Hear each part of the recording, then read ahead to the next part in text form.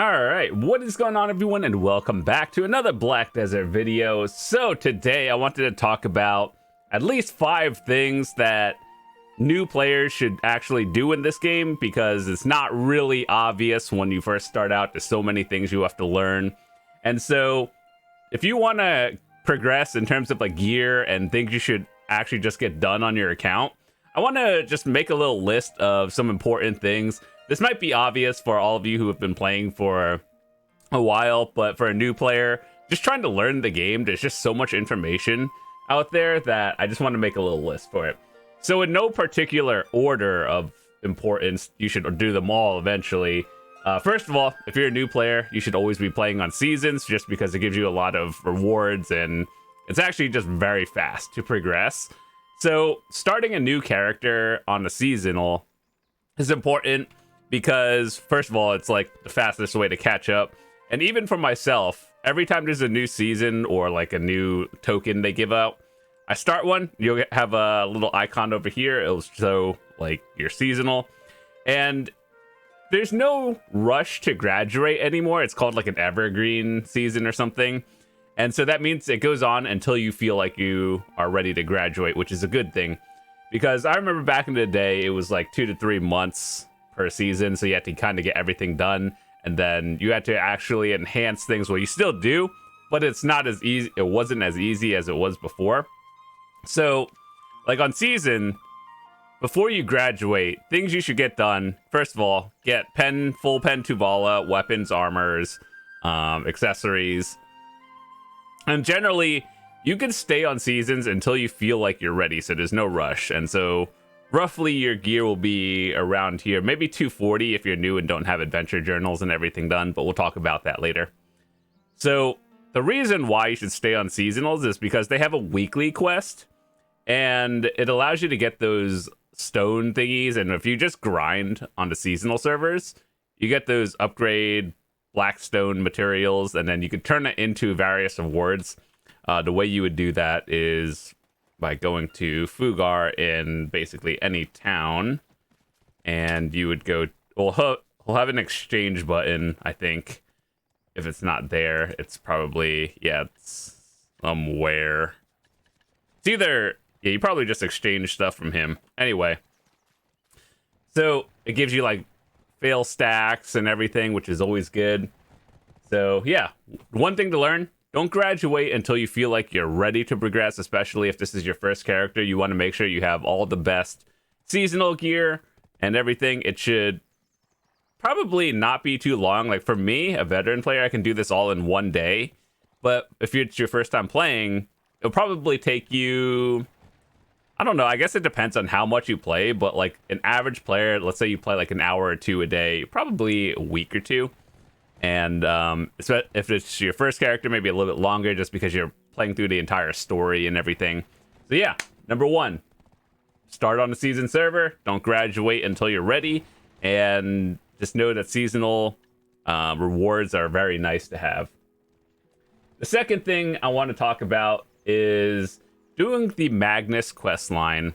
Now this one will reward you with a pen armor of your choice. So one of the 4 pen armors, as in boss gear, Red Nose, Dimtree, I think Gaiath or Griffin, and then the shoe variants. So basically, the reason why you should do this is it gives you a pen, which is at least 15 billion silver, probably. And it's kind of a long quest line. Let me see. I don't remember. Is it under here? It's definitely one of the huge quest lines that, yeah, Abyss 1, the Magnus, 117 quest line. Yes, I know some people don't like questing in this game. It is what it is. You kind of have to do it at least once. But I think your first time going through it, it's not really that bad of an experience. They've kind of fixed all the bugs that we had on day 1. You guys can watch my playthrough of it. On day 1, there were so many bugs. But nowadays, I think it should just be fine. Everything should be completable without any issues. Yeah, just go through it. You get a pen armor, save 15 billion. That's huge for a new player. And yeah. Next, I want to talk about is while you're at 61, whether you're on seasons or not, you want to make sure to at least do the story quest line up to, I think, Valencia, or is it Medaya, at least once, because it rewards you with a Tet Black Star. You can't sell it to the market, but if you're new, it's actually just an upgrade for you to use. So getting a Tet Black Star is actually really huge these days, and it doesn't matter, like, just pick, you get to one for your class, so it's not a big deal. And so a Tet Black Star ranges between 12 billion silver all the way to, I guess it depends on which one you're picking, but like between like 12 to 15 billion roughly. And so you can do all of this on seasonal characters as well, so it's not like you're in a rush. These are all permanent, so you can take as much time as you want. And so as a new player, getting billions of silver in this game, it's not difficult, it's just time consuming. So being able to skip all these processes and just doing a quest line that you probably have to do anyway is going to be rewarding. So right now, if you take the advice I gave you and doing the seasonals, that's zero investment. You're just playing the game naturally. Doing the Magnus is kind of out of the way, but you have to do it to fast travel, do the well anyway. So getting the armor is like 15 billion. Getting the weapon is like at least 12 to 15, so like let's just say 25 plus. I have a video talking about which weapon I think is the most important for new players. I'll just go through it as a TLDR, but if you want to watch a long form video, I have that on the channel, or I'll leave it in the description. But I think the main hand weapon should always be the first priority, simply because it gives you the most accuracy. So yes, I understand when people see this, it's like AP, big number, get it. But accuracy is actually important, whether you want to grind higher end spots or you want to do any sort of PvPing in the future. So accuracy is important. You have to just trust me on that one. And yeah, so main hand first, whether you play Succession or Awakening, followed by your Awakening, because stats do carry over, like not sheet stats, but like hidden AP that carries over to your main hand, which is so weird to say, but it just does. And then lastly, your offhand. I wouldn't really recommend people getting a Tet Black Star offhand because Kudum is significantly cheaper, and it kind of basically does the same thing, and it's cheaper. But if it's one of those things where you're an endgame player and this is the last thing you have, then obviously you get it. But I don't think it's bad. I just think there are higher priorities, especially for new players. The next thing we want to talk about is Jetina accessories. This is a big one because you want to do this as soon as possible, and you could do it whether you're on seasonals or you graduated. So the way you check that is under your tab here, you could just search up Adventure Log Journal. And the reason why we want to do this is because doing them will give you permanent stats to your account. So let's say you do this on one character and then you make another character a month later from now. These stats will carry over.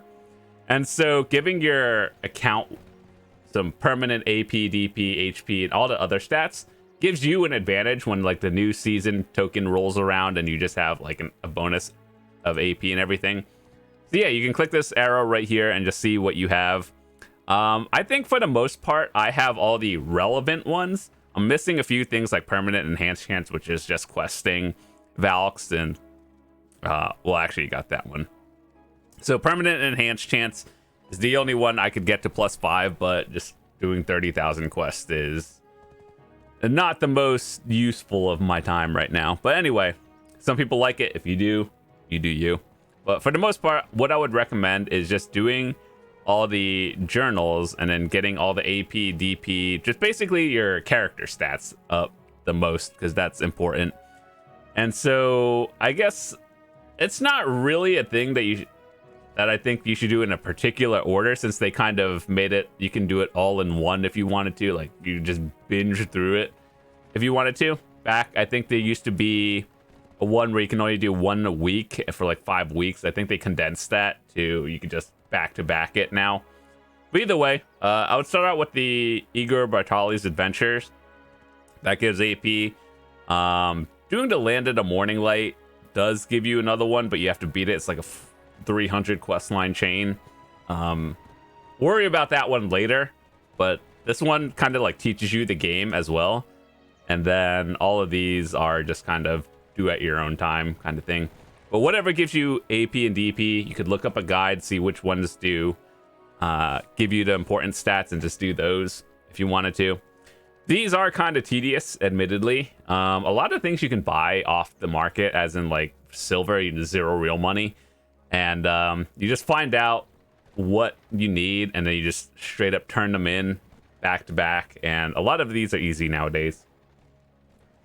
So next we have accessories, because these are definitely important for our new players to progress. Before, they used to be called Jetina accessories. Nowadays, you get them by opening up your gear, and are called the Old Moon Guild Support. So basically, it allows you to get one of 3 accessories, right? So you can get a Pen Crescent ring, a Pen Narc earring, and a Pen Tongue Grad. I've made an entire video before of which one you should get and why, but I think for newer players, I honestly think just going for whatever puts you up into a new AP bracket is the most important one. And if you don't know, like a new player watching this is probably like, what's an AP bracket? All right, so you see these little question marks right here. You see this number? So right now you see, look at my AP. It says 326 plus 205. The number in the bracket of 2 plus 205 is what you're at. How does that go up? Every 4 AP at a certain bracket, like 265, 269, 273, and so on. Every 4, it gives you a higher bracket. So for example, if I were to, let's say, remove this one, it went from 205 to 196, right? Because it lowered my AP a little bit. So yeah, you can see how it changes that. And so whatever puts you in a +4 bracket will be giving you more stats. And so if it puts you up in there, I think Pen Crescent is the best overall one for most people. Narc is better than Crescents, but only in the Kama Sylvia area if you're grinding there exclusively.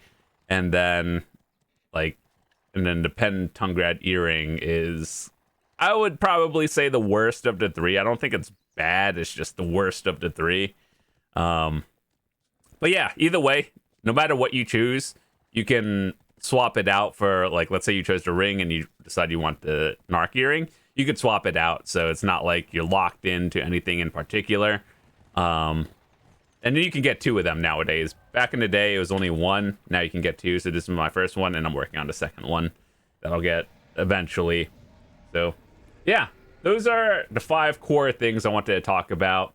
And then one more that I think is important for everyone to get is infinite potions. Everyone should have them. They look like this, and then you can scroll down to, like, I think consumables, and then the potions. Whether you buy them or grind them out yourself, these are pretty mandatory nowadays, especially if you want to grind anywhere serious, like higher end spots in the future. 15 to 18 billion silver. It's not a lot, but it's like, it is a pretty good chunk of silver. But I do think they are pretty mandatory these days. I would definitely high priority or prioritize on the health potion over the mana potion, but you get them both eventually. I guess it depends on what class you are as well. All classes will use both of them. I just think that health potion should be your first pick, and then the mana one second. But anyway, with that said, that's all I wanted to talk about today. Thanks so much for watching. Hope you guys enjoyed it. If you have any questions or anything, feel free to let me know. And yeah, I try to upload pretty regularly. I do videos for new players, returning players, and people who are looking to get better at this game. So if that is you, I have a lot of videos on the channel. You could find the playlist in the description below of like everything I've done this year, last year, and so on. And if you have any other questions or just want to look up a specific guide, join the Discord. I have a channel where I keep all my updated guides, and you can watch all of them. And have any like tips or anything, feel free to share them as well. But that's it for me today. Thanks so much for watching. I'm out. Peace.